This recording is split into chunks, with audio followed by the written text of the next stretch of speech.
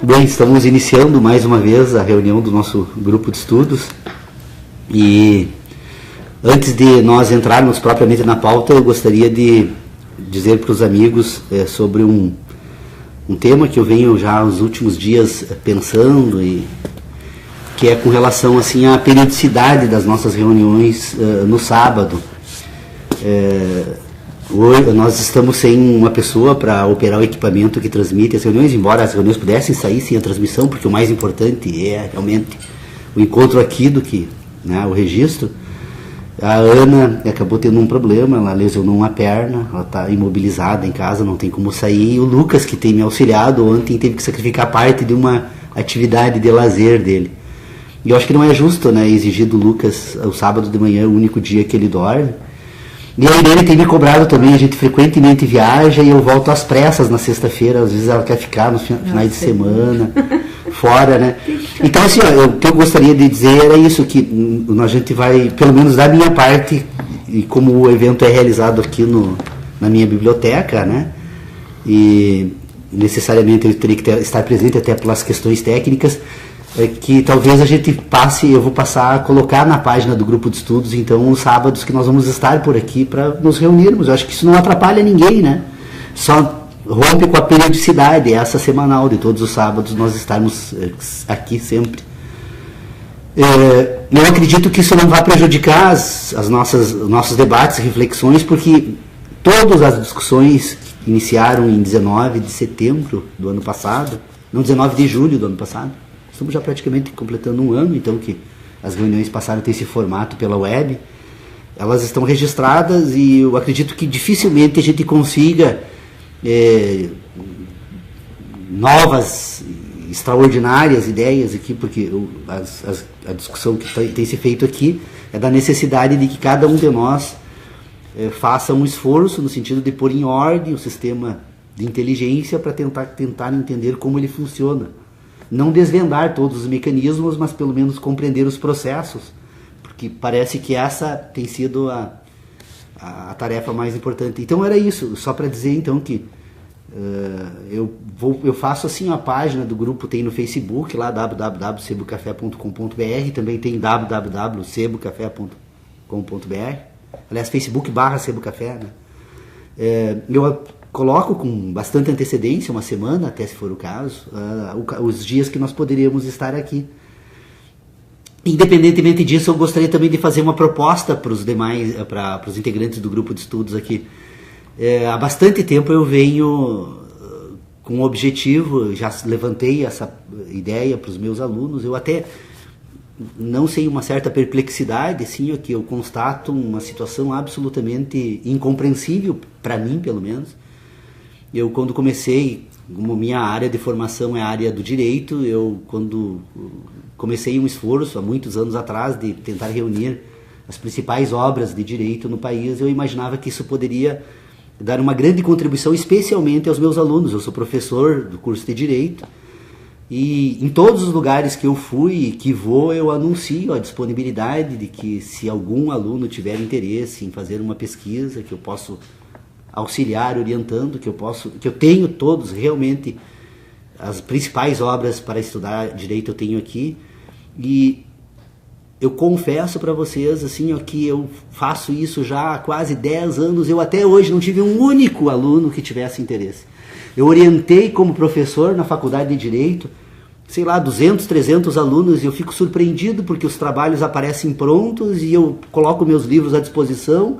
Eles não consultam os livros e, no entanto, conseguem escrever sobre eles. Alguma coisa assim de muito estranha acontece nesse mundo acadêmico.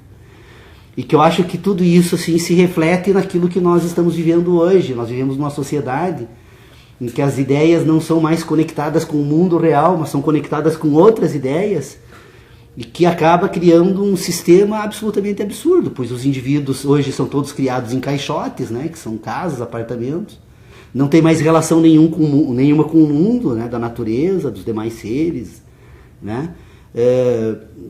O máximo que conseguem, assim, de ampliar os seus horizontes é conectados num mouse de um videogame, num console de um videogame, ou através da internet. Então, nós realmente assim vivemos uma crise muito grande. E eu acho que, para mim, pelo menos, assim, o grupo de estudo serviu para entender esse ciclo todo. Eu tenho clareza subjetiva, assim, das dificuldades que enfrentamos e da possibilidade de alguns esforços, né? Então, gostaria de convidar a todos, assim, para nos juntarmos agora para trabalhar. Porque 8 anos de discussão acho que já chega, né, Leonardo? Nós estamos aqui todos concordando que temos um problema gigantesco para resolver e ficamos aqui simplesmente refletindo a respeito dele e não saímos para a ação. Então, a minha proposta seria essa: vamos tentar produzir alguma coisa, pelo menos pôr em ordem esses temas, então, agora da ação humana, porque nós, todas as vezes que o grupo de estudo propõe aqui que se traga para o exame as questões que diz respeito a esse terceiro momento da inteligência que nós ainda não começamos a examinar, que é o da ação humana, nós sempre dizemos, não, esse assunto está fora, e tem ficado fora mesmo, né? Nós estamos examinando ainda esses dois âmbitos do indivíduo que sente e o indivíduo que pensa, para tentar entender como é possível sentir e como é possível pensar. Para mim, eu resolvi isso. Eu acredito, sim, que entendi perfeitamente esses processos e eu me sinto, assim, preparado para me jogar agora para uma outra tarefa, que é tentar investigar sobre a ação humana. A ação humana que se reflete nas ruas hoje. Os indivíduos que se reúnem e saem às ruas aqui no nosso país, e fazem isso em outros países também, né? Tem a Primavera Árabe, né? Tem uma série de movimentos, pelo menos que estão sendo denominados dessa forma, que se coloca claramente a busca de novos objetivos humanos. Então eu acho que nós podemos nos somar trabalhando. E o que nós precisaríamos então? O Leonardo, que é um estudioso da linguagem, quem sabe se coloca à disposição para trabalhar um pouco essa questão da linguagem, tentando trazer para o foco desse sistema que foi construído aqui no grupo de estudos. Eu procuro não usar a palavra eu, né? Porque todos nós participamos de uma forma ou outra desse processo, né? Talvez os acúmulos que eu tenha conseguido não teria sido possível sem as provocações que nos fizemos aqui mutuamente, entre todos, né? Então, quem sabe fazer uma investigação sobre a linguagem e fazer uma investigação sobre o direito. Aqui o Sodré também, eu tenho dito nos lugares que vou aí, porque realmente, assim, eu fiquei muito encantado com a percepção que tenho que o Sodré ordena as coisas dentro de uma certa lógica que permite avançar e avançar muito nos trabalhos que ele faz nesta área, né? O Tércio, da mesma forma, né? O Tércio é uma pessoa também que já veio da área da filosofia e tem demonstrado já há uma longa data, né, a capacidade intelectual que ele tem aí para pôr em ordem essas questões que dizem respeito. Ele agora anda fazendo umas investigações, pelo menos pelos e-mails que me manda, né, sobre a questão do trauma, a questão da consciência e inconsciência, né, como funciona esses processos. Até ele me cobrou esses dias através de um e-mail, porque eu realmente imagino que é possível ordenar de uma certa forma também essas ideias. Então, quem sabe vamos tentar fazer o Ronaldo, o Hélio, a Irene, o Lucas, né? O Lucas, que já descobriu que é impossível uma reta, né? Nós estávamos, esses dias eu encerrei a minha aula com os alunos lá e tentando mostrar como nós somos iludidos com aquilo que nós falamos e pensamos que se trata de conhecimento. Eu disse, olha, é possível estabelecermos um plano dentro de uma linha absolutamente reta na natureza? Ah, sim, absolutamente. Coloca, né, um prumo aqui, outro prumo ali, vai. Nós conseguimos colocar exatamente numa linha reta. Mas se tu continuar fazendo isso em todo o globo, daqui a um pouco você vai estar chegando com a tua linha reta aqui nas tuas costas, né? Que espécie de linha reta é essa, né? É possível falar na natureza. Então, nós estamos há muito tempo iludidos com as nossas ideias, porque nós ordenamos elas, imaginando que são de uma forma, elas são de outra. E nós temos que assumir elas como são, para tentar entender as coisas como são. Porque essa seria a verdadeira reta curva do Galvão Bueno. A reta curva do Galvão Bueno, exatamente isso, ele disse isso. Então é isso, eu estou só levantando. E já, obviamente, que não me furtei a provocar para a pauta, né? Mas eu penso assim, que nós poderíamos voltar os nossos esforços, então agora vamos tentar agir. Eu tentei já escrever alguma coisa sobre esses assuntos. Eu tenho uma certa dificuldade com a escrita, não sei se não tenho também com a fala, embora o exercício aqui do grupo de estudos me permitiu estabelecer ter uma facilidade um pouco maior com ela, mas vou tentar escrever um pouco sobre isso, né? Porque outra coisa, eu poderia também, aproveitando que o cacique Floriano está vindo morar em Santo Ângelo, se tudo der certo, deve estar aqui na nossa cidade nos próximos meses, no próximo mês, eu espero que não passe disso. Poderíamos tentar entender também, sob o ponto de vista da antropologia, essas nossas diferenças, porque é uma atitude extremamente preconceituosa dizer que os nossos índios são selvagens, né? Para reduzir esse conceito e nos desobrigarmos completamente de tentar entendê-los e explicar por que são como são, né? Porque eles usam uma inteligência distinta da nossa. E não significa que sejamos superiores a eles, pelo contrário, eles têm uma opção cultural diferente da nossa. E essa opção cultural resulta da tradição, né, que está se perdendo, e provavelmente em pouco tempo os estudos sérios sobre esse assunto vão acabar ficando de lado, porque é impressionante os antropólogos que vão examinar o Floriano, e eles tentam enquadrar eles nos livros, ao invés de tentar entender os Guarani e reescrever os livros, ao ponto de eu encontrar uma pessoa que eu contando para ela, nem vou dizer quem é, porque também isso não importa, né? Mas é uma pessoa da maior importância, que eu tenho grande consideração. Eu disse, olha, o Floriano, todos dizem que é um selvagem, né? E é selvagem por amor à selva, que é algo muito bonito, né? Então não se nega, mas o sentido que nós damos para a palavra selvagem é preconceituoso. Mas o Floriano fala 3 línguas, toca violino muito bem, é um exímio maestro, aquele coral da aldeia é uma das músicas mais lindas que eu já ouvi até hoje. E aí, falando para a pessoa, ele olha para o Floriano e pergunta, tu fala 3 línguas? Ele e você fala o Guarani também? A pergunta foi essa. Olha, ele fala o Guarani, ele aprendeu mais outras 2, né? Então, é dessa forma que nós tratamos. E aí a gente faz pergunta a um Guarani, ele não responde, diz, ele não responde porque não é um ser que tem uma capacidade de inteligência inferior à nossa. Não, ele não responde porque na cultura deles não existem perguntas.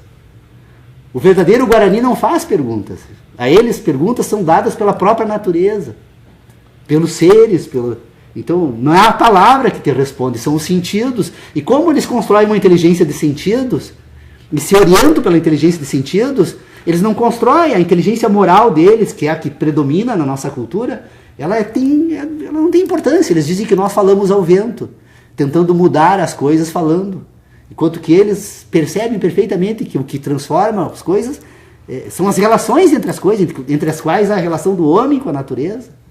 Então essa diferença cultural está se perdendo, porque eles estão se apropriando da nossa cultura agora e estão abandonando um acervo que, quantos milhões aí de anos de convivência entre eles, né, que foram construídas, e nós, ao invés de entendermos, até para tentarmos mudar a nossa sociedade, porque eles vivem muito melhor do que nós. O Guarani que eu conheço, embora privados, muitas vezes passando frio, fome, a gente percebe perfeitamente isso. Eles vivem extremamente felizes entre eles, não tem violência. A cultura deles não permite a construção como a nossa. Nós construímos o desejo antes da necessidade. E eles, a necessidade que constrói o desejo. Então essas diferenças todas precisam ser entendidas e talvez o grupo de estudos possa dar uma contribuição. É isso que eu estou tentando trazer aqui hoje. Não sem uma certa tristeza, porque eu guardo com muita ansiedade as nossas reuniões aqui. Eu começo a me preparar na sexta, quando eu vou para a linha Paraíso, caminhar, pensar, refletir sobre o que trazer para as discussões aqui. Eu levanto de manhã, eu perco o sono de madrugada quando me lembro do grupo de estudos, até para pensar sobre a pauta da nossa reunião. É muito prazer que eu venho aqui, mas eu acho que não há necessidade de nós mantermos essa... E jamais imaginaria propor que deixássemos de nos reunir, mas só que a periodicidade, então, dos sábados talvez vinha a ser prejudicada, até porque a semana que vem eu já não estarei aí, estou tentando retomar as minhas aulas nos cursos de pós-graduação, que o fato de ter reuniões no sábado me afastou. Eu tinha relações com um monte de universidades, e quem sabe lá na pós-graduação também eu vou estar fazendo o que faria aqui, né? Então eu quero ver se volto um pouco a trabalhar nas minhas pós, quero também sair, viajar um pouco no final de semana com a minha família, que eu acho que é justo, né, conviver um pouco mais. E realmente durante a semana eu trabalho no escritório, poderíamos retomar uma pauta, quem sabe no meio da semana, fixa daí, como já pensamos na quarta, né? A quarta era um bom dia. Quarta ou quinta, porque quarta você vai ter compromisso no próximo semestre, né? Não tá certo ainda, mas acho que quarta ou quinta seria bom. Então também, quem sabe retomamos uma pauta, porque o problema não é organizar um horário, né? Que não sacrifique, que não crie essas dificuldades. O Tércio acompanha online lá. Eu quero ver se tecnologia já existe para permitir que haja essa interação simultânea, né? Nós ainda estamos vivendo no período jurássico aqui. Não, é injusto falar isso, porque a internet hoje é muito melhor da época da discada, mas perto do que a tecnologia do mundo hoje todo tem, Santo Ângelo está muito mal ainda da internet. O dia que nós tivermos uma banda melhor, porque para quem nos assiste essa transmissão, como a banda que eu tentei aumentar com a companhia telefônica, que não consegui. Eles apresentaram uma série de razões e dificuldades, e também tem uma relação entre custos, né, que a gente também não bancando pelo próprio bolso, né, isso tem uma mas para quem nos assiste, nós precisaríamos manter uma taxa de upload de 1 megabyte, e nós estamos com uma taxa de 200k bps. É pouco. É baixo para transmissão online. Baixo demais. Então logo melhor a gente tem condições de criar a possibilidade de interações. Nós temos amigos, aliás, não sei se estão nos acompanhando lá ou está nos acompanhando, né? O José Tavares, né, em Lisboa, Portugal, que segundo ele tem um grupo, eu tenho percebido pelos acessos que realmente tem um grupo acessando, participando das nossas reuniões lá. E dizer então que logo a tecnologia é melhor, a gente pode permitir que eles também façam intervenções de lá. Seria muito legal para todos nós aqui podermos trocar essas ideias e as provocações. Então, mas eu acho que nós poderíamos fazer isso, então, tentar investigar agora a respeito da linguagem, e quem sabe podemos tentar hoje já expor algumas ideias sobre a linguagem, porque eu não sei se eu entendi adequadamente a discussão que permeia hoje o mundo universitário e acadêmico, as últimas grandes descobertas da hermenêutica filosófica e hermenêutica da linguagem, que tem servido de base para as discussões, é de que a linguagem é constitutiva do mundo do indivíduo, que a racionalidade que o homem racional se constitui e se constrói o seu sistema de ideias pela linguagem. A linguagem é que daria sentido ao mundo, né? E eu, pensando sobre esse assunto e tentando colocar então esse tema linguagem dentro daquilo que nós estamos discutindo aqui, eu tentei examinar os relacionamentos que a linguagem utiliza para constituir esse indivíduo e o mundo, então, do próprio indivíduo. E cheguei à seguinte conclusão: se nós formos examinar, então, o que a linguagem utiliza e de que forma, então, ela constrói esse sistema que permite ser constitutiva da razão humana, né? Nós vamos perceber que a linguagem ela está referida a ideias. Toda vez que falamos sobre algo, nós estamos relacionando um sistema de significações sonoras, né, que se associam a ideias que o indivíduo tem e que, por sua vez, essas ideias então constituiriam aquilo que o indivíduo tem como mundo, né? Então a linguagem fala do mundo das ideias, ou do mundo dos indivíduos. Bom, como essa linguagem se refere às ideias que constituem o mundo dos indivíduos, nós vamos perceber que estas ideias que o indivíduo constrói, então, que serve de referência para a utilização da linguagem, elas, por sua vez, estão associadas a sentidos, a sensações. E essas sensações, então, elas têm origem naquilo que nós examinamos aqui, que são as relações entre a estrutura orgânica, o homem e a natureza, essas relações entre a estrutura orgânica e a natureza, ou pelo menos essas relações endógenas e exógenas com aquilo que está fora do indivíduo, ela vai compor então sensações que por sua vez vão estar relacionadas a ideias que vão ser utilizadas pela linguagem para tentar representar o que agora? O mundo da natureza e o mundo das ideias dos indivíduos. O problema é que o indivíduo, quando faz uso da linguagem, ele faz referência às suas ideias fazem referência às suas sensações, e as suas sensações fazem referência às suas experiências. Então a linguagem não é universal, a linguagem jamais consegue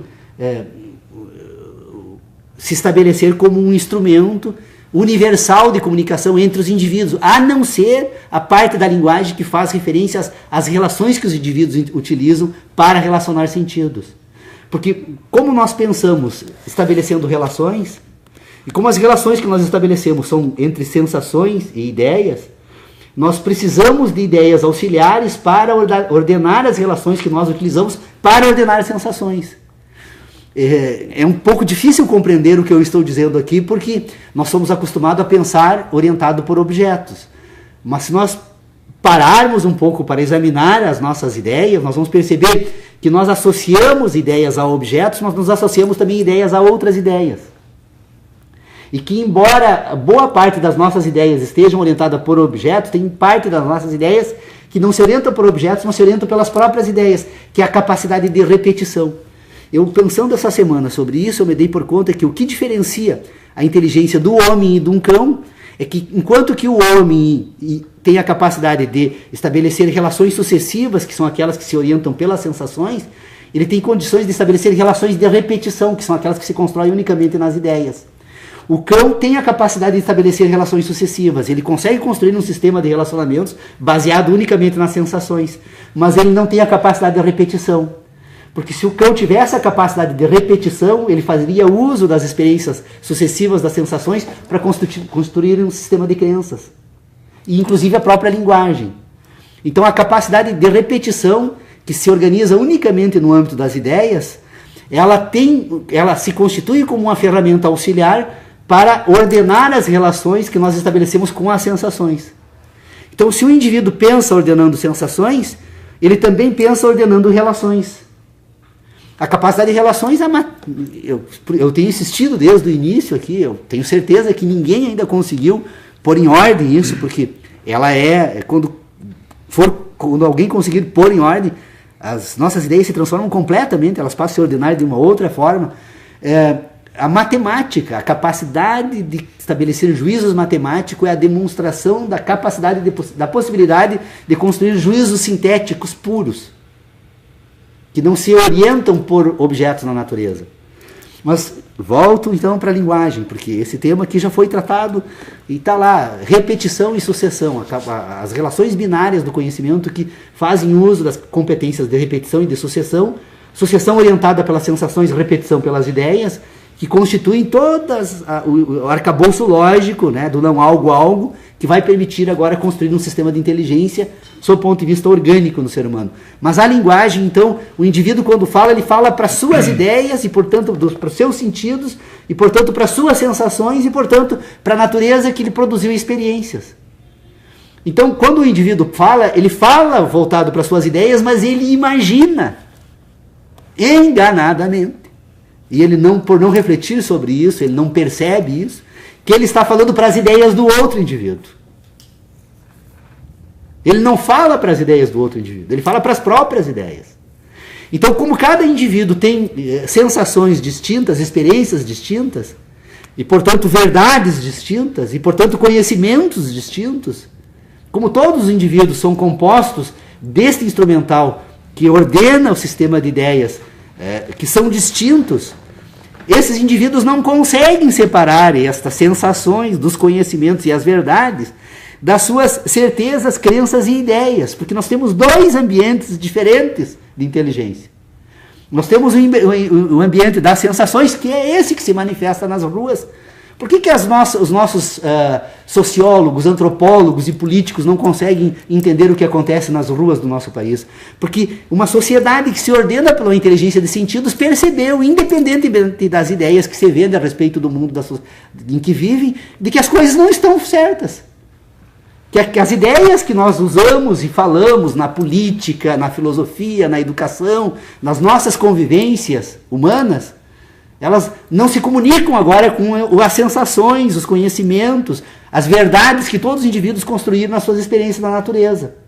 E esse conflito entre aquilo que nós chamamos de razão, então, porque quando eu falo de crenças, verdades e ideias, na verdade são constitutivas da razão humana, A razão humana que faz uso, então, das relações entre sensações para constituir um mundo e para buscar entender o universo. Esse povo todo age orientado pelos sentidos, que Jean-Carl Jung iria falar aí como inconsciente coletivo. Inconsciente não é nada mais, nada menos do que a inteligência de sentidos dos seres humanos. Todos os seres humanos são dotados de uma inteligência de sentido. Essa inteligência de sentido é natural. Ela se auto-ordena independentemente da nossa fala. Por isso que os guaranis nós chamam de juruás, porque segundo eles nós falamos ao vento e queremos mudar o mundo falando. E que essa sociedade cobra hoje não é mais fala, são ações. Não adianta nós prometermos mais. A sociedade quer mudanças, percebeu que as coisas não estão bem assim. Eu estou me atrevendo a falar um pouco sobre política porque serve para o exemplo. Nós estamos diante de um sistema de inteligência que tem um ser que sente e, portanto, age a partir das sensações, e um ser que pensa, ordena as sensações e busca, então, agora, ordenar as ações a partir das sensações, submeter as sensações. Quantas vezes nos resistimos a isso? Acho que tem um componente também muito importante, assim, nós avaliamos pouco, mas, na verdade, eu me dei conta na semana passada do quão importante ele é nesse processo. Eu não sei exatamente em que momento ele entra, mas que são as emoções, né? As emoções, elas têm e isso tudo que está se vivendo hoje também tem um lado muito emocional, né? Muito emocional. E eu não consegui ainda verificar exatamente onde entram as emoções. Se as emoções entram junto com as sensações, se as emoções entram a partir da construção das ideias, né? Ou se as emoções entram da relação entre as nossas ideias que geram, ou se a emoção já está ali, como disse o nosso psicólogo da semana passada, o Pitágoras, já está ali constituindo desde sempre nossa capacidade de pensar as coisas, né? E interferindo, porque a emoção interfere de alguma forma, e é uma forma muito forte todo esse processo. E eu não vejo isso como resultado de uma sensação. Eu vejo isso não como resultado, como vindo de uma experiência, eu não vejo. E também não vejo isso como uma relação entre as ideias. Elas podem, eu vejo que tanto o que vem da experiência quanto as relações de ideias podem gerar emoções. E eu acho que é uma coisa que precisava entender. Eu confesso que eu ainda não consegui localizar isso.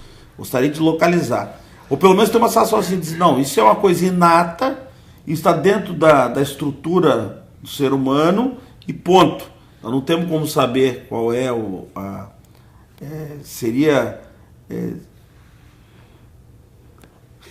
dons do espírito, sem falar em espírito no sentido espiritual, mas no sentido filosófico. Seria os dons do espírito, seria as ciências das coisas do espírito. E estariam ali desde sempre, porque são constitutivos do ser humano, né? Com o mecanismo, de repente, naquelas questões ligadas ao prazer e à dor também, de certa forma, as emoções têm uma vinculação com isso. E outra coisa que eu estava pensando aqui agora, enquanto tu falavas, é a respeito da análise da linguagem. A linguagem me parece que é o primeiro ato de ação humana, né? Sim. Primeiro ato de ação humana no sentido assim, de primeiro ato em que o homem externaliza as coisas vinculando com o outro. Por isso que eu digo que eu não sei se a linguagem ela está na esfera, chegando na esfera da ética, mas muito mais direcionado para a política, né? Porque seria o momento da interação humana, porque a linguagem por si só, o homem age ética e politicamente, mas mais politicamente em razão dos outros indivíduos, né? E a linguagem seria um meio de conexão. Sim, acho que o Leonardo podia falar muito mais disso, mas acho que esse ponto de análise, assim, para a gente seria interessante, entendeu? O momento da passagem entre Eu acho que eles pedem para mim falar como sou, né? Mas... Eles combinaram. Não combinamos nada, eu só tô... Via Facebook. Vamos deixar. Vamos massacrar o Leonardo. Cansado, sabe, sem vontade, nem nós vamos dar espaço para ele. Mas acho que o Paulo tinha aquele triangulação que fazia com a linguagem. E não, é que nós temos como é que era, nós temos três momentos de inteligência. de 3 momentos de exame do homem, né? Tu tem que examinar o homem sob o ponto de vista das sensações, né? Você fala aí, né, das emoções, né, que você usa, né? Então o homem tem que ser examinado sob o ponto de vista da razão, que é as ideias que o homem tem sobre tudo isso, e depois o homem tem que ser examinado sob o ponto de vista da ação. O problema todo é que a linguagem é um elemento da ação humana, ele faz parte da ação humana. Por quê? Porque a linguagem, ela se dirige ao outro. O indivíduo, numa ilha, que nascesse sozinho numa ilha, e que não tivesse contato com nenhum outro indivíduo, ele não dispensaria completamente a linguagem como um instrumento da sua ação. A linguagem ela se torna necessária na medida em que o homem se relaciona com os outros. Então eu acho que isso é uma questão que me parece... Era outro triângulo que tu tinha, que tu fazia em relação à linguagem. Agora não lembro mais bem como é que era. Linguagem, razão e sentidos. Não lembro mais. Sensações. Mas o problema, assim, só para não deixar passar, eu já tento lembrar dessa questão, mas só para não deixar passar essa questão que o Sodré coloca aqui sobre a questão das emoções. O que seriam as emoções? As emoções são, na verdade, as relações que o indivíduo estabelece com as suas sensações. E aí as emoções, elas seriam as mesmas em todos os indivíduos. Os indivíduos têm as mesmas competências que permitem ter as emoções. O problema todo é que das relações que os indivíduos estabelecem, das suas emoções, com as relações que ele estabelece com a sua razão, é que vai transformar o indivíduo. Porque, na verdade, a razão agora ela passa a coordenar a ação.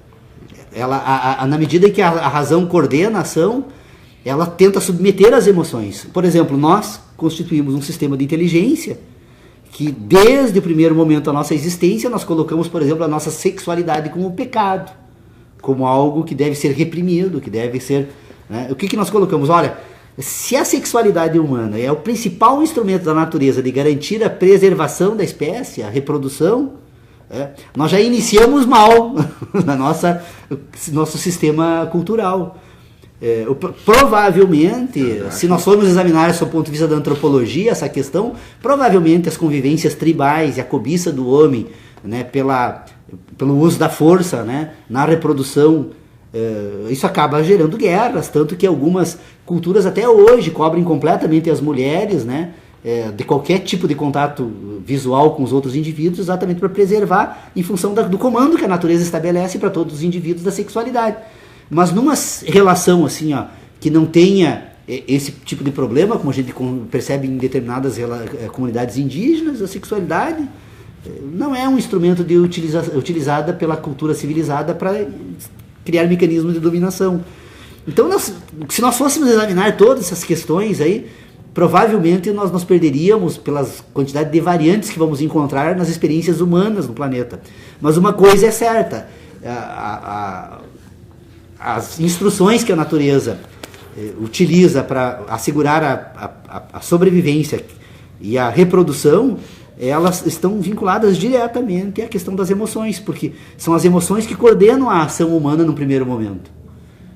Quando uma pessoa reage, por exemplo, rapidamente numa certa situação, numa queda, ela não pensa. Se alguém fosse pensar primeiro dos movimentos que precisa fazer com o braço para impedir que quebre o nariz no chão, ela quebraria 300 vezes o nariz antes de coordenar, logicamente, as mãos para impedir a queda. Então tem um sistema de inteligência natural que coordena os sentidos humanos, que vai movimentar todos os mecanismos necessários para que ele impeça o nariz de ser quebrado. Então, só que a civilização atual, a filosofia atual, os educadores atual, eles partem do pressuposto, ao constituir os sistemas que vão ordenar então o sistema de ideias que são produzidos agora, em boa parte desses livros aqui, ela afirma o contrário. O indivíduo só não quebra o nariz porque ele é racional e ele consegue ordenar todas as suas ações e reações no sentido de colocar exatamente a mão como tem que ser para evitar a queda. Então, na verdade, as emoções, elas coordenam a ação humana, são os primeiros instrumentos, independentemente da razão. O que está levando as pessoas à rua hoje não é a razão, porque se elas fossem pensar um pouco sobre a realidade que nós vivemos, provavelmente voltariam para casa. Não, você mataria. Agora, elas estão movidas por emoções. Nós temos uma inteligência emocional, que é o inconsciente coletivo do Carl Jung, então, que constitui um sistema de inteligência que coordena as ações. E a gente já sabe onde isso termina, né? Vamos esperar para ver. Até, Paulo, eu assisti várias entrevistas em que as pessoas eram questionadas, por que você está aqui protestando? E muitas até tentavam ser sinceras, né? Mas sinceridade não basta, né? Se percebe o quanto que, nesse aspecto, a racionalidade não ocupa nenhuma importância para a pessoa, o fato de estar lá com o movimento, estar lá como uma emanação do inconsciente coletivo, propriamente dito, né? Então, todo aquele grupo articulado, muitas vezes sem se preocupar com uma pauta, mas seguindo essa pulsão. E para transformar essa sensação em ódio não é muito difícil. Esse é o grande perigo que nós vivemos. É o que tem acontecido, né, Paulo? Por exemplo, assim, Perigo, a gente aqui, porque... os mais velhos aqui, são parte de uma geração que propuseram as diretas e derrubaram o Collor sem violência. Nossa geração foi para as ruas, derrubou o Collor, não houve violência. É que o ódio que se manifesta em pequenos grupos as diretas, pode hoje na Zero Hora tem uma entrevista. Isso é perigoso. Não sei se alguém leu hoje, mas hoje no jornal tem uma entrevista. Quando as pessoas falam em degolar... hoje eu acho que, por exemplo, você estava colocando que esse tipo de sentimento não se existia uma única razão. Eu acho que quando existe uma única razão, é muito mais perigoso quando essas razões se diluem. Sabe? Eu acho que na nossa geração o perigo era maior por a gente estar imbuído de um único espírito, de uma única razão de partir para a violência, porque aquilo ali era o objetivo de todos, né? E o que a gente percebe hoje? Que todo mundo o que é a pauta da reivindicação? Nenhuma, ao mesmo tempo todas. Né? Para transformar esse inconsciente coletivo, esse sentido coletivo, né, num sentimento de ódio, porque o ser humano ele precisa dos interditos, né? Sim. Racionais, porque o ser humano, tá ocorrendo, na né, sua Paulo? origem, é um animal, como todo animal, ele eu acho que o ódio para Hobbes, né? Eu acho que o ódio já está permeando assim, voltamos para Hobbes aí, né? O problema é que quem dá o interdito é a Rede Globo, né? E ela não sabe se apoia o PT ou o governo atual ou se ela quer outra. Então, ela está em dúvida por isso. É perigoso, mas então assim, se nós formos retomar essa questão da linguagem, nós vamos perceber que a linguagem ela se orienta então por ideias, as ideias se orientam por sentidos, os sentidos se orientam, sentidos que eu uso na verdade é a mesma coisa, sentido e sensação, só que na verdade a sensação ela é a atual e o sentido agora ele é uma memória de sensação, que ela é orgânica, é ordenada e armazenada na experiência do indivíduo, né? O indivíduo que fosse completamente destituído de qualquer sentido, ele não teria experiência de sensações e não desenvolveria uma racionalidade como a nossa, né? Paulo, te permite só fazer até em função do que se comentou aqui, e eu tenho tentado ler algumas coisas sobre esses movimentos, assim, acompanhar alguns depoimentos, programas, enfim. Pegando assim, claro, vamos botar em tese aqui uma parcela de intelectuais aqui, né, brasileiros e tal, a dificuldade para se fazer uma leitura do que está acontecendo. Há uma dificuldade, assim... Culpa da psicologia, filosofia, academia... Sabe? Exato, que não querem responder mais nada também, né? Entra naquela coisa assim, daqui a pouquinho tu vai no cartomante, vai nas cartas, nos búzios, porque responde mais do que a filosofia e a psicologia, né? Sim. Mas assim, uma contradição entre vários pensamentos, né? Várias correntes, assim. E para mim tá claro, assim, ó, que a questão do ódio tá permeando tudo isso aí, né? Daí tu vê nas redes sociais, assim, pessoas com espírito, sabe? Parece que a violência que se manifesta ali por alguns, minoria ou tal, não sei se é uma pequena minoria ou se faz parte daquela minoria que estava ali, né? Institucionalizada também, mas uma dificuldade, assim, Paulo, uma dificuldade de tu pegar uma leitura, assim, que te diga assim, ó, bom, isso me satisfaz, né? Eu como observador, né? Teve um filósofo ali da USP, que ele foi para o meio de todos os movimentos que aconteceram em São Paulo, né, para tentar... Aí o que ele percebeu? Bom, o que ele percebeu tá óbvio, né? Que em cada 10 passos que ele dava tinha um foco de manifestação dentro da mesma manifestação, né? Quer dizer, eram várias manifestações dentro de uma só. Então chegava ali, tava a turma do Paulo ali, Sodré, do Leonardo, não, nós queremos salvar os Guarani lá. Esse é o nosso foco. Aí ia pra frente ali, não, temos que baixar o imposto do... Né? Mas para mim o fenômeno se dá no seguinte, como é que toda essa gama de pensamentos, né, extraordinário, cada um é o seu próprio movimento, né, o que eu tiro hoje é que essas pessoas, cada um é o seu próprio movimento, e ao mesmo tempo é o movimento de todos, né, então é uma coisa louca. Como que a gente faz? E o que a gente, Paulo, estudou aqui e tal, e parte pelo pensamento, parte, né, pela ação humana, o que você faz numa situação dessa? Né, que eu acho que eu vou aproveitar e dar um palpite, ó. Eu acho que um pouco é isso que ele falou antes, ou seja, existe uma falta de racionalidade que ao mesmo tempo é uma racionalidade grupal ou individual, mas não é geral, tá? Alguns organizam a partir de determinados motivos, mas eu tenho impressão, assim, da leitura que eu faço de fora, né? Porque uma coisa é você estar dentro do movimento, outra coisa é você estar fora, mas pelo que a gente está vendo, que a gente está acompanhando, e o que a gente está percebendo, o que a gente lê e vê, etc., é que esse movimento é um movimento novo. Primeira coisa, eu acho que esse movimento é um movimento... não é novo. Não, ele é novo. Do meu ponto de vista, ele é novo. A história da humanidade... Não, ele abre precedente perigoso. Não, eu também acho, mas a questão não é essa. Não é precedente, ele faz parte da natureza. Não, eu acho assim, Paulo, mas assim, a partir de agora, se cada um acha que pode ir para as ruas fazer determinadas coisas... Eu sei, eu não concordo, eu acho que o nosso comércio aqui, eu faço parte do comércio, tá? Nosso comércio saiu, fechou 2 horas aí e tal, para impedir a tal da feira das... não sei o que é uma feira que acontece aqui. Que acontece aqui em Santo Ângelo, uma semana, que as pessoas vêm aqui, e para o consumidor, vamos pensar no consumidor, sabe, o consumidor vai lá e vai comprar coisas mais baratas, não, porque nós pagamos imposto, não sei o que, tá meio duvidoso isso aí, esse discurso que está aí.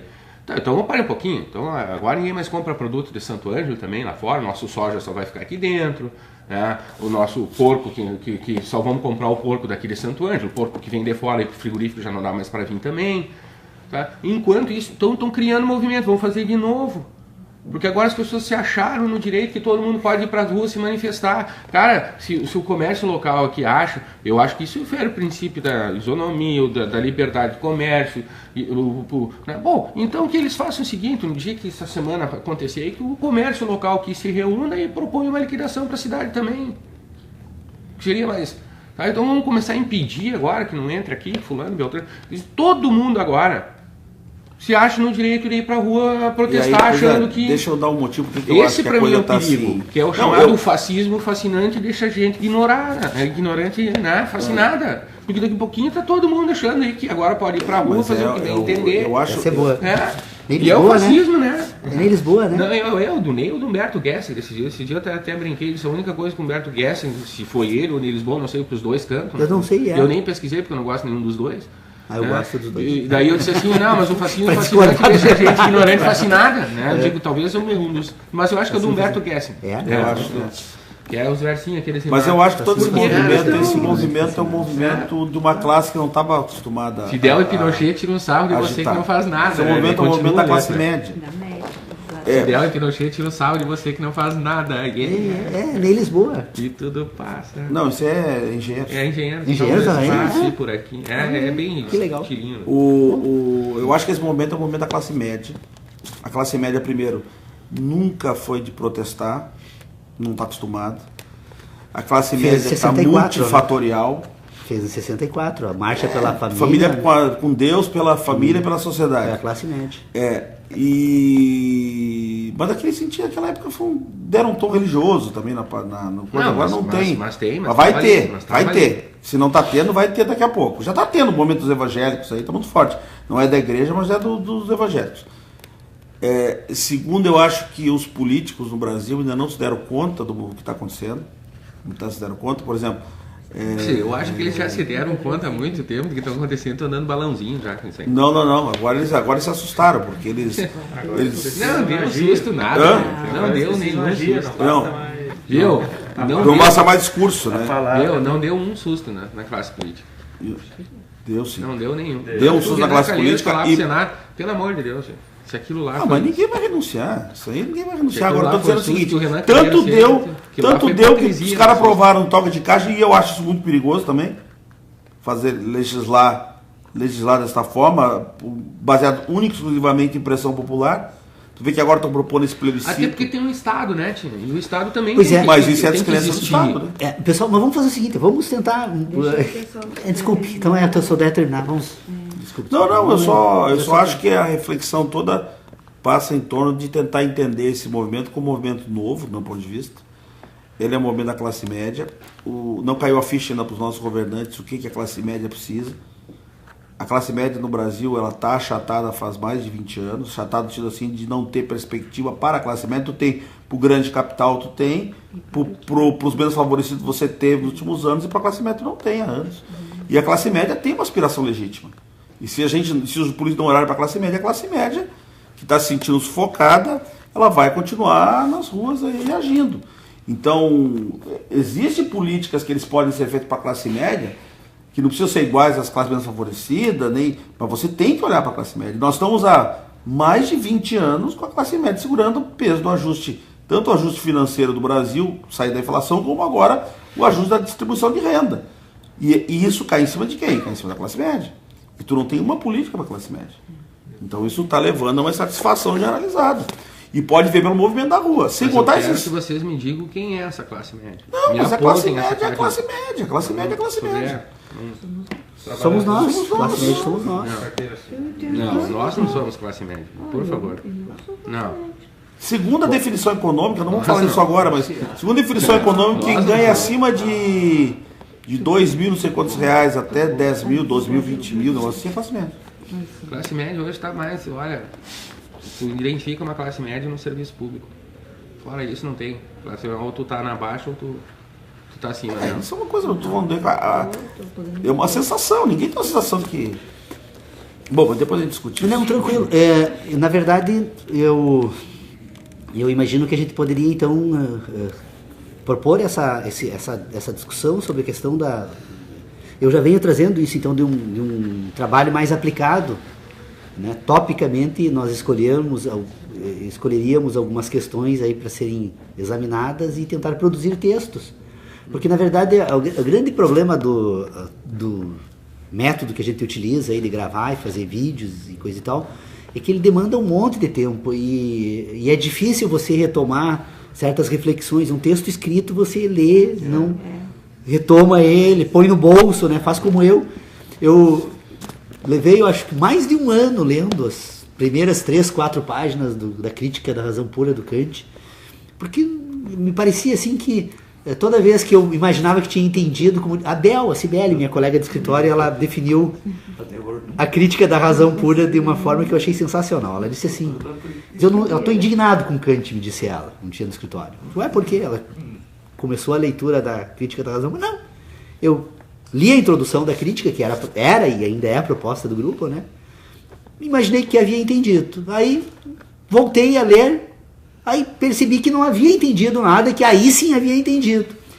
E aí depois voltei, cada vez que eu lia, eu entendia diferente. Ela assim, eu voltava a entender. Voltava e a leitura se transformava.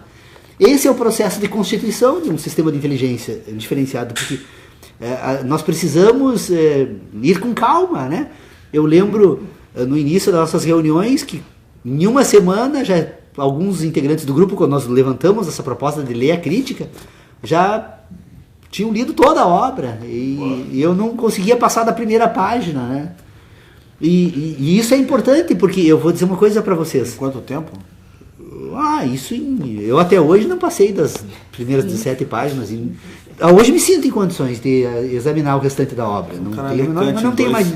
2, 3 meses, 2 não entendeu nada, tá mentindo, né? Porque... Kant é uma obra para uma vida toda, pelo menos o sistema que ele constrói ali exige um esforço muito grande. Mas o que eu quero dizer assim, é que se nós pegarmos o David Hume, os 2 primeiros parágrafos do David Hume são fundamentais. Entender o que ele diz ali nos 2 primeiros. Não precisa ler o restante da obra. Eu não preciso ler, né? Não estou dizendo que ninguém precise ler, obviamente. Para mim, os 2 primeiros parágrafos de David Hume, ele vai expor ali o dilema que a filosofia passava aí no período em que ele trabalhou com as investigações a respeito do entendimento humano. E que, segundo ele, a filosofia, a ciência da natureza humana, que era como ele designava, ou a filosofia moral, ela ou tomava o homem como um ser que, segundo ele, era movido pela ação e influenciado pelo gosto e o sentimento, então ele passava a organizar esta ação, né? o homem era movido pelo entendimento, e portanto a tarefa toda da filosofia seria formar esse entendimento. O que nós temos, isso foi em 1748 que ele escreveu, o que nós temos é um esforço que é iniciado então em 1773, quando Kant, então, com 47 anos, influenciado por esse trabalho de David Hume, então ele começa a tentar escrever a Crítica da Razão Pura. Leva 10 anos. A Crítica da Razão Pura, o Kant, embora em 1773, tem historiadores que relatam isso, eu não li a carta, mas ele teria anunciado a um amigo que em 3 meses faria uma obra que revolucionaria o mundo, e ele leva 10 anos. 10 anos, 1783. Ou seja, então, que 35 anos depois desse trabalho de David Hume, o Kant faz um corte e abandona completamente o empirismo, né, que é a filosofia vigente à época, que buscava entender as sensações humanas, os sentidos humanos, né, e passa a trabalhar única e exclusivamente com a razão. E como é que ele faz isso? Quando ele constrói essas ideias de juízos sintéticos e analíticos a priori. Vocês vejam a influência que David Hume tem nessa obra de Kant, ou a filosofia da época, que como ele não conseguia trabalhar ainda com as ideias de juízos puros e impuros, ele vai estabelecendo uma cronologia temporal, a priori, inclusive para os juízos sintéticos. O juízo sintético, ele é puro ou impuro. Ou ele usa a natureza como modelo, não usa a natureza como modelo. É essa a distinção. A matemática não usa a natureza como modelo, por isso ela é pura. Então ele vai, mas ele estabelece porque inclusive as ideias de David Hume de causa e consequência, porque para algo ser a priori tem que ter uma relação temporal. E tanto que toda a obra de Kant depois ele vai trabalhar com duas, que ele diz que são intuições puras, ou que seriam condições de possibilidade do conhecimento, que é o quê? O espaço e o tempo. Então como para ele o espaço e o tempo eram necessários para ordenar qualquer juízo, então ele precisaria colocar no tempo os juízos, então eles eram a priori. Quando na verdade a discussão não era sobre a natureza a priori ou não, mas sobre o fato desses juízos fazerem uso ou não da natureza como modelo. E essa reflexão, ela é possível de ser apreendida tanto com esses 2 parágrafos de David Hume, então que precisamos entender o que ele tenta trazer ali, como essa reflexão feita na introdução da Crítica da Razão Pura, quando Kant vai estabelecer então a natureza a priori dos juízos. E o que o Kant faz? Por que o Kant consegue libertar então a filosofia dos sentidos humanos? Quando ele consegue dar um termo, não quero jamais imaginar assim que eu estaria desprestigiando o Kant, que é uma pessoa que eu tenho, a quem eu atribuo, junto com Descartes, os grandes ganhos que eu tive na minha capacidade de entender, a minha capacidade de pensar, mas o que o Kant faz é contrabandear agora para o mundo das ideias o mundo da natureza. Tanto que ele vai dizer que os juízos analíticos, a priori, que é os juízos onde então nós vamos nos voltar para o mundo da natureza, né? Ele diz que eles são a priori quando você não consegue separar sujeito e predicado. Toda vez que um juízo sobre qualquer questão que diga respeito à natureza não permita a separação entre sujeito e predicado, então ele pode ser tratado como um juízo a priori, analítico a priori. E o que ele vai dizer então, como argumento que encerra o debate? Pena que eu não tenha vivido na época e tido essas ideias até para discutir isso com ele. Ele encerra quando ele diz o seguinte, que ele usa então como exemplo, todos os corpos são extensos. Segundo eles, eu não posso separar a ideia de extensão da ideia de corpo. Ora, se eu não posso separar a ideia de extensão da ideia de corpo, então é um juízo analítico a priori. Agora o mundo está no mundo das ideias. Agora eu abandono os sentidos, eu tenho um corpo para trabalhar. Esse corpo agora eu passo a introduzir outros juízos, né? Outros predicados. Todos os predicados, peso, dimensão, todas as ideias que nós introduzimos sobre o mundo da natureza, introduz para o mundo das ideias e eu abandono a natureza. E aí então nós construímos um sistema de racionalidade que é o modelo na educação, na filosofia, é modelo em todas as ciências humanas, é de que nós não precisamos investigar sobre os sentidos humanos. Então, Tércio, tu está sentindo fome? Não, pensa na comida que basta. Seria quase isso, né? É assim que o Guarani nos vê. Aliás, a ponto de que a comunicação nossa é tão complicada que um dia eu, me pautando pelas nossas, o Dr. Pedro Osório, que aliás não está aqui hoje porque está ouvindo uma sobrinha que está falando sobre os pré-socráticos. Ele foi convidado, então, para ouvir sobre os conhecimentos que ela adquiriu no mundo acadêmico. Então, ele está lá, até pediu para registrar a ausência dele, a impossibilidade de estar aqui, porque ele disse que, segundo ele, não teria como recusar esse convite. Mas o Dr. Pedro Osório presenciou um diálogo meu com o cacique Floriano aqui nesta sala, em que eu, utilizando as nossas formas de comunicação, eu pergunto para o cacique Floriano, você come? Ele me olhou assim, mas vocês precisavam estar aqui para ver o olhar de perplexidade que ele teve para mim, assim, como que disse, esse cara é um maluco, né? Qual é o ser humano que não come, né? Todos os seres humanos, né? Ele ficou, daí ele um pouco, eu digo, tu almoça, Floriano? Ele, sim, almoço sim. Eu digo, mas que horas tu almoça? Ele, quando eu tenho fome. E eu estava tentando imaginar que ele, como nós fazemos, estabelece um horário para ter fome, né? Nós aqui não importa se nós estamos com fome ou não, às 12 horas nós vamos comer, né? E isso é o resultado do quê? De um sistema de inteligência que se pauta pela racionalização do mundo, né? Culpa dos franceses, né? Ao meio-dia, que existia a sessão parlamentar lá deles, né? Na Argentina é diferente. Não, mas o hábito de tu ter um horário, sim, mas o hábito de tu ter um horário para almoçar e a palavra almoço e tal surge lá dos franceses, né? Floriano, você come, vocês precisavam dele, eu nunca vi Eu também. E aliás, eu levei como uma lição aquilo. Eu como na hora que eu tô com fome. E eu levei como uma lição, porque na verdade a grande questão do Guarani é que nós não devemos fazer pergunta a ele. Se você quer conhecer o Guarani, simplesmente observe. Quando ele tiver necessidade de falar sobre algo, ele fala. E as 2 ou 3 palavras são tratados sobre o entendimento humano. A propósito, eu soube que algumas culturas orientais, japonesas e outras por lá daquela região lá, eles têm um modo diferente de encarar o mundo. A linguagem, né? A linguagem também é diferente e tudo eles não veem os indivíduos individualmente, veem no contexto. Como é que é isso? Eu não sei, né? Não, só sei que é assim. Não entendi ainda esse negócio. Em relação com os outros, não com ele mesmo, né? Eles são diferentes.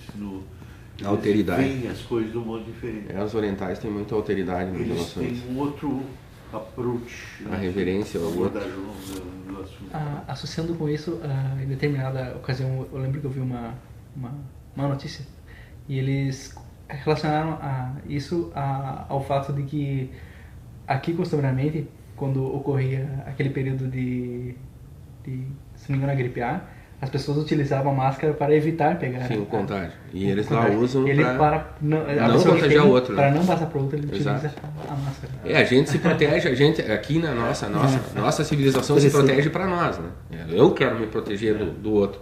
E eles lá não, eles querem proteger o outro da doença deles. É a alteridade, né? É uma senhora diferença, né? Prova de que os projetos humanos do planeta são distintos, são muitos e precisam ser conhecidos, né? Mas eu tenho em relação à questão do Sodré ainda, lá onde se situam as emoções, faz tempo já que eu cheguei à conclusão de que um dos grandes equívocos, né, criados foi situar a emoção no coração. Eu acho que isso trouxe muito prejuízo para a compreensão desse fato, né, dessa questão. Eu acho que à medida que conseguimos ou que situamos a emoção na razão, né, as coisas começariam a mudar de novo. Começariam a ser entendidas. O Guarani sabe onde que se situam as emoções? E quando tu fala assim, meu coração, senti no coração, entranhas. Nas entranhas. Na verdade, todas as emoções se manifestam nas entranhas. Então, quando o Guarani diz, olha, eu tô com uma dor no coração, na verdade, o coração para eles não é o que bomba sangue, né? São as entranhas. Também, né? Mas também Mas é onde as emoções se manifestam. Mas estão na razão, né? Sim. Não, tá no sentido. Não, a razão só ordena. Não, mas ela se processa na razão. Aonde tu vai construir ideias sobre as emoções. Mas as emoções, elas governam. Sim. Mas, tipo, a raiva está no coração, nas entranhas ou está no cérebro? Na estrutura orgânica toda. Não é a líquida. Porque nós ordenamos elas imaginando que são de uma forma, elas são de outra. E nós temos que assumir elas como são, para tentar entender as coisas como são. Porque essa seria a verdadeira reta curva do Galvão Bueno. A reta curva do Galvão Bueno, exatamente isso, ele disse isso. Então é isso, eu estou só levantando. E já, obviamente, que não me furtei a provocar para a pauta, né? Mas eu penso assim, que nós poderíamos voltar os nossos esforços, então agora vamos tentar agir. Eu tentei já escrever alguma coisa sobre esses assuntos. Eu tenho uma certa dificuldade com a escrita, não sei se não tenho também com a fala, embora o exercício aqui do grupo de estudos me permitiu estabelecer ter uma facilidade um pouco maior com ela, mas vou tentar escrever um pouco sobre isso, né? Porque outra coisa, eu poderia também, aproveitando que o cacique Floriano está vindo morar em Santo Ângelo, se tudo der certo, deve estar aqui na nossa cidade nos próximos meses, no próximo mês, eu espero que não passe disso. Poderíamos tentar entender também, sob o ponto de vista da antropologia, essas nossas diferenças, porque é uma atitude extremamente preconceituosa dizer que os nossos índios são selvagens, né? Para reduzir esse conceito e nos desobrigarmos completamente de tentar entendê-los e explicar por que são como são, né? Porque eles usam uma inteligência distinta da nossa. E não significa que sejamos superiores a eles, pelo contrário, eles têm uma opção cultural diferente da nossa. E essa opção cultural resulta da tradição, né, que está se perdendo, e provavelmente em pouco tempo os estudos sérios sobre esse assunto vão acabar ficando de lado, porque é impressionante os antropólogos que vão examinar o Floriano, e eles tentam enquadrar eles nos livros, ao invés de tentar entender os Guarani e reescrever os livros, ao ponto de eu encontrar uma pessoa que eu contando para ela, nem vou dizer quem é, porque também isso não importa, né? Mas é uma pessoa da maior importância, que eu tenho grande consideração.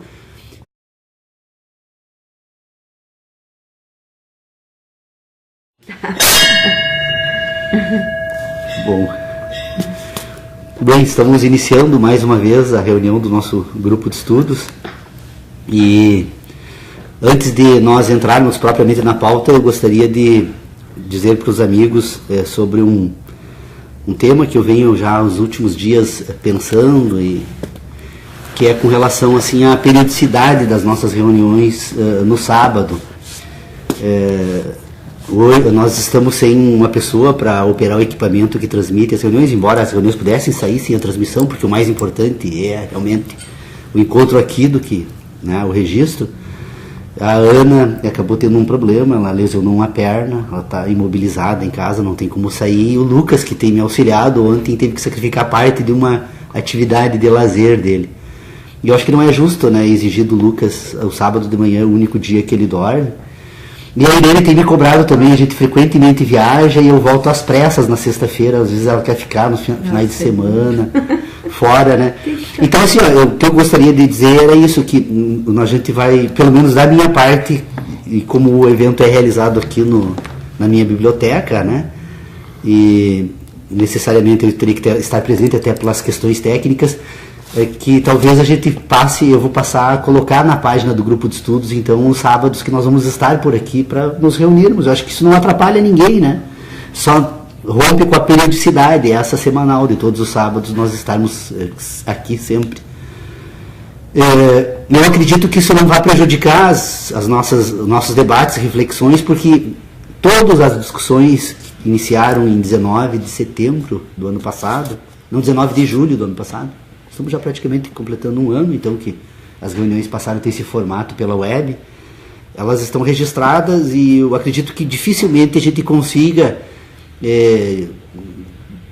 novas, extraordinárias ideias aqui, porque a discussão que tem se feito aqui é da necessidade de que cada um de nós faça um esforço no sentido de pôr em ordem o sistema de inteligência para tentar entender como ele funciona.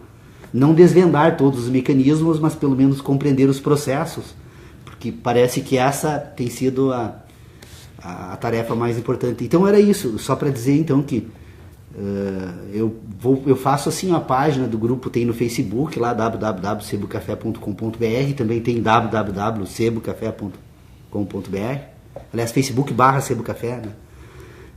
Eu coloco com bastante antecedência, uma semana, até se for o caso, os dias que nós poderíamos estar aqui. Independentemente disso, eu gostaria também de fazer uma proposta para os demais, para os integrantes do grupo de estudos aqui. Há bastante tempo eu venho com um objetivo, já levantei essa ideia para os meus alunos, eu até não sei, uma certa perplexidade, assim, que eu constato uma situação absolutamente incompreensível, para mim pelo menos.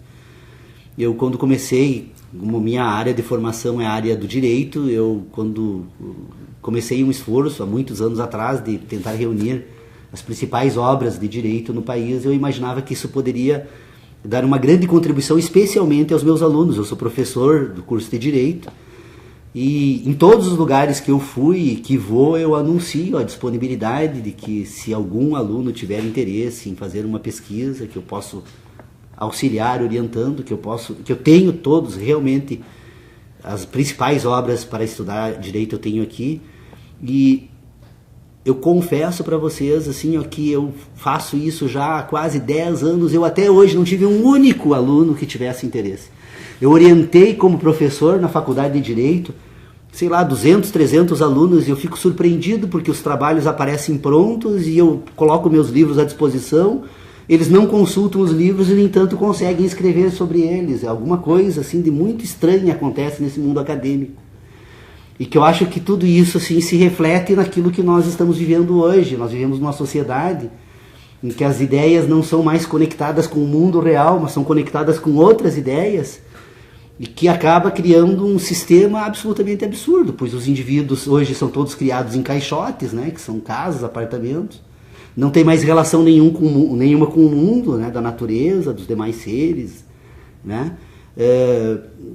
O máximo que conseguem assim, de ampliar os seus horizontes é conectados num mouse de um videogame, num console de um videogame, ou através da internet. Então, nós realmente assim, vivemos uma crise muito grande. E eu acho que, para mim, pelo menos, assim, o grupo de estudo serviu para entender esse ciclo todo. Eu tenho clareza subjetiva, assim, das dificuldades que enfrentamos e da possibilidade de alguns esforços, né?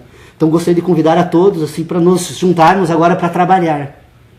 Porque 8 anos de discussão acho que já chega, né, Leonardo? Nós estamos aqui todos concordando que temos um problema gigantesco para resolver e ficamos aqui simplesmente refletindo a respeito dele e não saímos para a ação. Então, a minha proposta seria essa: vamos tentar produzir alguma coisa, pelo menos pôr em ordem esses temas, então, agora da ação humana, porque nós, todas as vezes que o grupo de estudo propõe aqui que se traga para o exame as questões que diz respeito a esse terceiro momento da inteligência que nós ainda não começamos a examinar, que é o da ação humana, nós sempre dizemos, não, esse assunto está fora, e tem ficado fora mesmo, né? Nós estamos examinando ainda esses dois âmbitos do indivíduo que sente e o indivíduo que pensa, para tentar entender como é possível sentir e como é possível pensar. Para mim, eu resolvi isso. Eu acredito, sim, que entendi perfeitamente esses processos e eu me sinto, assim, preparado para me jogar agora para uma outra tarefa, que é tentar investigar sobre a ação humana. A ação humana que se reflete nas ruas hoje. Os indivíduos que se reúnem e saem às ruas aqui no nosso país, e fazem isso em outros países também, né? Tem a Primavera Árabe, né? Tem uma série de movimentos, pelo menos que estão sendo denominados dessa forma, que se coloca claramente a busca de novos objetivos humanos. Então eu acho que nós podemos nos somar trabalhando. E o que nós precisaríamos então? O Leonardo, que é um estudioso da linguagem, quem sabe se coloca à disposição para trabalhar um pouco essa questão da linguagem, tentando trazer para o foco desse sistema que foi construído aqui no grupo de estudos. Eu procuro não usar a palavra eu, né? Porque todos nós participamos de uma forma ou outra desse processo, né? Talvez os acúmulos que eu tenha conseguido não teria sido possível sem as provocações que nos fizemos aqui mutuamente, entre todos, né? Então, quem sabe fazer uma investigação sobre a linguagem e fazer uma investigação sobre o direito. Aqui o Sodré também, eu tenho dito nos lugares que vou aí, porque realmente, assim, eu fiquei muito encantado com a percepção que tenho que o Sodré ordena as coisas dentro de uma certa lógica que permite avançar e avançar muito nos trabalhos que ele faz nesta área, né? O Tércio, da mesma forma, né? O Tércio é uma pessoa também que já veio da área da filosofia e tem demonstrado já há uma longa data, né? A capacidade intelectual que ele tem aí para pôr em ordem essas questões que dizem respeito. Ele agora anda fazendo umas investigações, pelo menos pelos e-mails que me manda, né? Sobre a questão do trauma, a questão da consciência e inconsciência, né? Como funcionam esses processos. Até ele me cobrou esses dias através de um e-mail, porque eu realmente imagino que é possível ordenar de uma certa forma também essas ideias. Então, quem sabe vamos tentar fazer o Ronaldo, o Hélio, a Irene, o Lucas, né? O Lucas que já descobriu que é impossível uma reta, né? Nós estávamos, esses dias eu encerrei a minha aula com os alunos lá e tentando mostrar como nós somos iludidos com aquilo que nós falamos e pensamos que se trata de conhecimento. Eu disse, olha, é possível estabelecermos um plano dentro de uma linha absolutamente reta na natureza? Ah, sim, absolutamente. Coloca, né, um prumo aqui, outro prumo ali, vai. Nós conseguimos colocar exatamente numa linha reta. Mas se tu continuar fazendo isso em todo o globo, daqui a um pouco você vai estar chegando com a tua linha reta aqui nas tuas costas, né? Que espécie de linha reta é essa, né? É possível falar na natureza. Então, nós estamos há muito tempo iludidos com as nossas ideias.